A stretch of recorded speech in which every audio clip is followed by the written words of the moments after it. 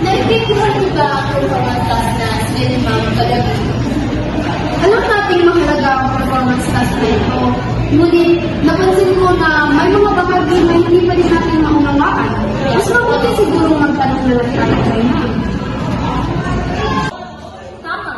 Lalo na sa pangalan ng pagmamarka, baka mali ang ating pagtuon. Ako rin, nalilito sa kamo ang gagawin natin. Kung ganoon, magtanong tayo ng maayos at may pagkala.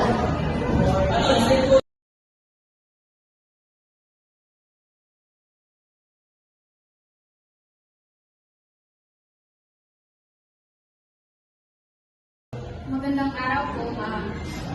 Kami po ay may ilang katanungan tungkol sa aming gawain. Maaari po ba kami magtanong? Oo naman, ang nais ng kailangan. Ma'am, alin po ba ang mas bibigyan din sa pagmamarka? Ang nilaban po ba o ang paraan ng presentasyon?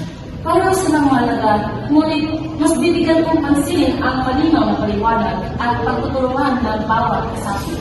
Ma'am, maaari ko ba kami magbigay ng sariling halimbawa upang mas maipagkita ang aming pagkinawa? Oo, mas mainam yun.